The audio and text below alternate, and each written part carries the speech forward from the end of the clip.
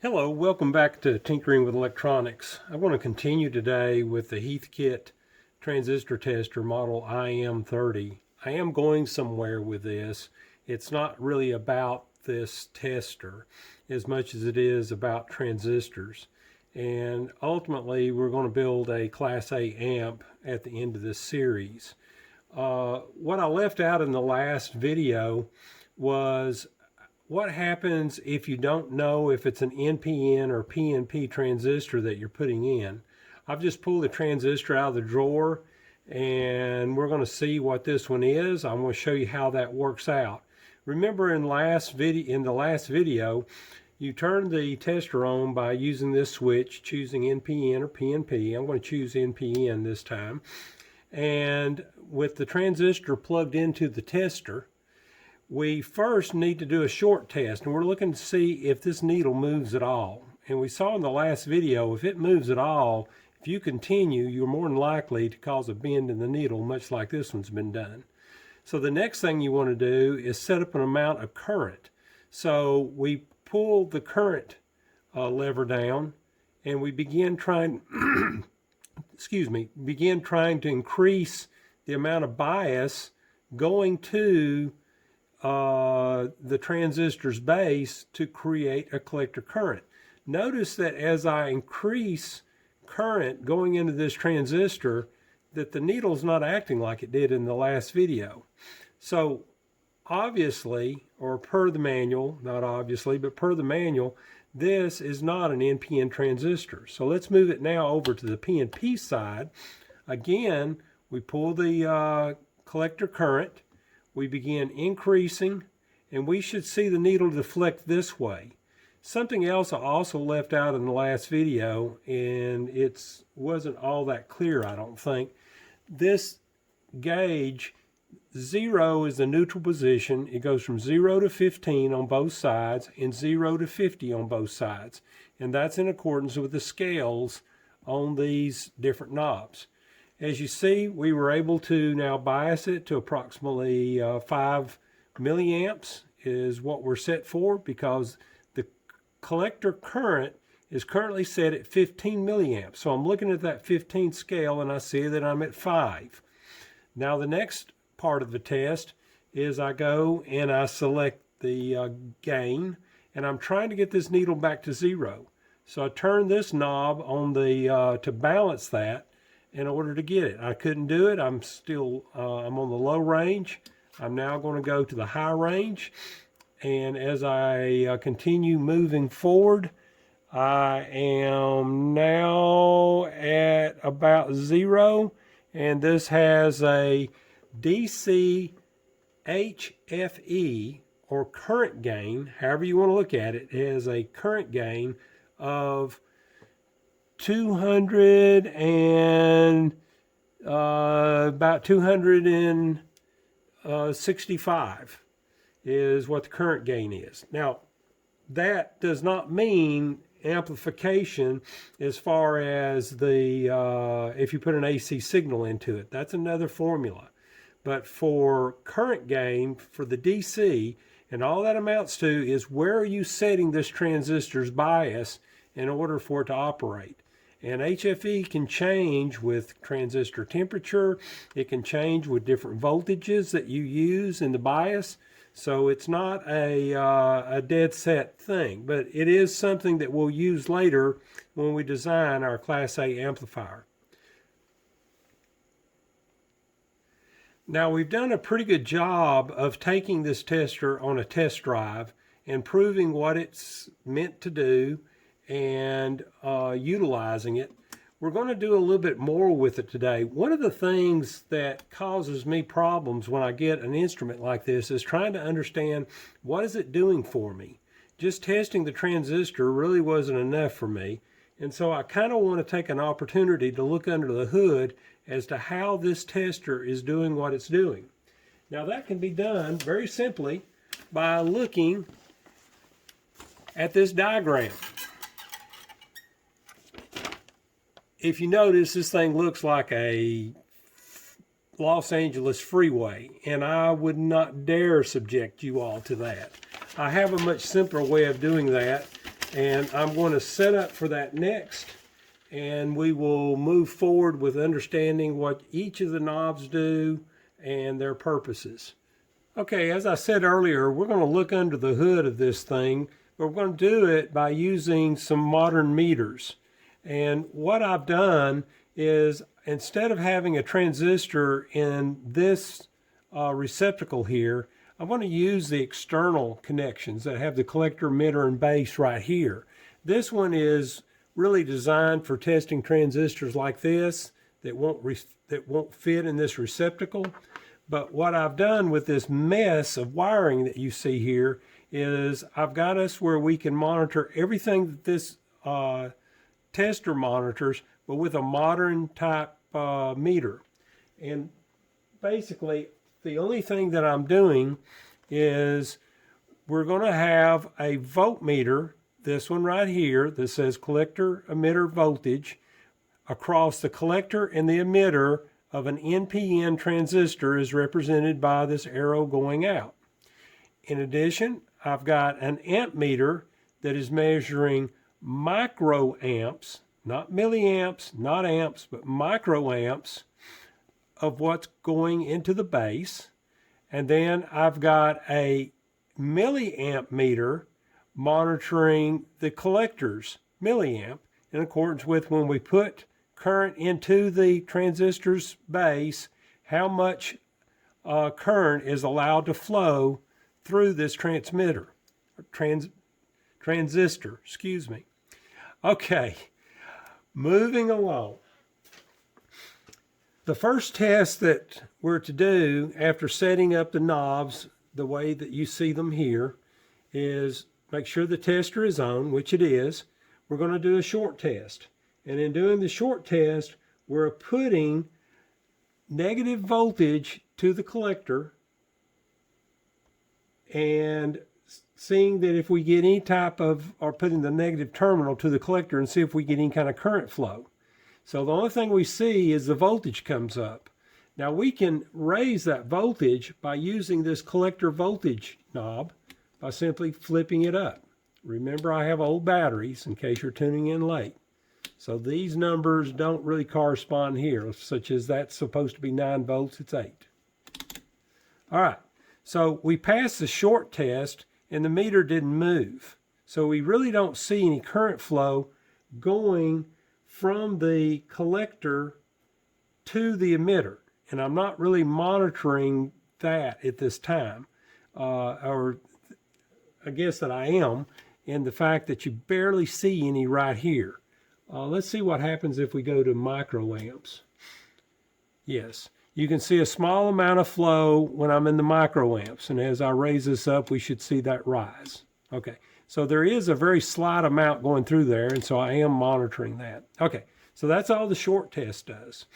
Now these other switches here, we're going to move on next to setting the transistor up as if it were operating. So what we want to do is we're going to say that we have a collector to emitter voltage of 1.5 volts. It's not very realistic, but we can play with that, and we'll play with it a lot more as we continue in this series. But as I go to the collector current position with this switch, sorry it's gone off the bottom of the screen, but trust it's all the way down. I'm trying to get all of this in view and be close enough. As I raise the bias, I am putting current into the base of this transistor. And so I'm going to continue raising this up. And I'm still in microamps here, so let's get back to milliamps. So this is now milliamps, this is on microamps. And as I continue raising this base current up and getting closer to 5 milliamps, I see that I have 5 milliamps to 22 microamps. Okay, the next test that it has you do is to go and pull the gain switch down. So as you pull the gain switch down, you're looking to try to get this meter back to 0. So as I begin turning this knob, I'm trying to achieve 0. Well, I can't. So we go back And we now go into the high position as we did yesterday, and we continue turning this until we get to about 0. And that's showing me that I got an HFE of about 235 at this current set point. Now notice that this is drifted because this transistor's heated up just a little bit. So I'm going to put this back to about 5 milliamps. There's no magic in that 5 milliamps. It's just a number that we've chosen, and it's in accordance with the manual. And now I can still tweak this just a little bit more, and I'm at about 235. So what does that mean? All that means is if I take a calculator and I say 5 divided by, then I got to go parentheses, 22 divided by 1,000 in order to convert it into milliamps in parentheses equals, I should have an HFE of approximately 227. That is really close to the number that we're achieving here. As a matter of fact, if I were to tweak that correctly, I'm noticing that I'm off some because I'm looking off to the side, but it looks like this thing is really close. I've actually found this to be very close. Now, what does HFE mean for us? It is not the amount of amplification that we would get with a signal that we put into this transistor.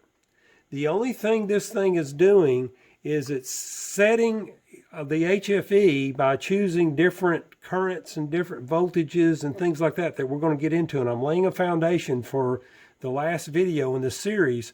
The only thing we're doing is we're setting a bias for this transistor that can be in a variety of places. But for a Class A amplifier, we would like this transistor not to saturate itself or not to cut itself off, but to be able to work within the voltage that we give it from a battery, and with the signal that we put in, that it doesn't overrun its boundaries. So we're trying to get it in kind of a center of a little box. And the HFE has something to do with that piece of it. Now, do understand that it can change, but we will use HFE later when we build our Class A amplifier. Okay, so we've now done the gain. If we wanted to check base current, we can come up and check base current. Of course, you see it here, but you don't really see it here. You have to select a range with this knob and come all the way down, and we're at about 14.6, and I guess you could call that around 14-ish, 14 and a half right there. So this is now in the 15 microamp range. And so that's 0 to 15 microamps, and I was very close to pegging out the meter. So that's basically what that does. Now moving on, collector voltage is simply looking at where's this switch at. Right now, it is in the, I'm to use the 50 volt scale, and I'm sorry, I use the 15 volt scale, pardon me, and it tells me that my voltage is not quite 1.5 volts, which is also measured here. Now I can change that. I can now use the 50 volt scale, 0 to 50, and I can see where my voltage is for 3 volts. And I'm right almost at 30, which is 2.6 over here, and so forth as I continue on up in the ranges. And this one uses the 15 scale, and that's what's denoted. Hopefully you can see that. That's what's denoted by that number in that little bracket right there. Maybe you can see it here even better, that number in that bracket. Okay, so that's what that does. We've already talked about short test, what it does. And on leak voltage, it's simply measuring what kind of voltage will I have available from my batteries in the back to do a leakage test. And that's not really shown on these meters. I'd have to go about it in another way to get that, and it's really not worth doing that. So, moving on though, we will see if I set myself up to, let's say, about 9 volts, And let's say I want to do see how much current is flowing from the collector to the emitter for a leak test. So as I push this forward, I'm putting my 9 volts, 8 volts here, and I'm monitoring to see how much current flow do I have. And that can be changed with this range knob right here. And I'm sure if I were to change this one's range, I now can see that there is a very slight amount of leakage going from the collector to the emitter. Okay, very similar to what we did when we did the short test. Okay, now moving this back. Now if I do the base, collector to base, same concept. I'm looking at the voltage that I'm putting through with it, and it actually trims the voltage down a bit because you are going through the base and you don't want to overdo the base, which is why I wound up with some bad transistors earlier by using the external in here, and I ruined the base on several of them. But we're able to make slight changes through a resistor network that's inside of here. Excuse me, I'm using the wrong switch. But we can see how much current flow do we have running through the base of the transistor to the collector. So that's all that test really does. Now, we've talked a whole lot about this tester. If I've said something wrong, please feel free to make comments. This has been a lot of reading the manual, a lot of watching YouTube videos, and a whole bunch of testing with different instruments in order to come up with how this thing really works. Again, this is really not about this transistor tester as much as we're going to be moving forward and making an amplifier and learning how to bias a transistor with some confidence where we won't burn the thing up. So if you have any comments, feel free to leave them. If you've got any questions, feel free to ask those as well. That should be enough for now.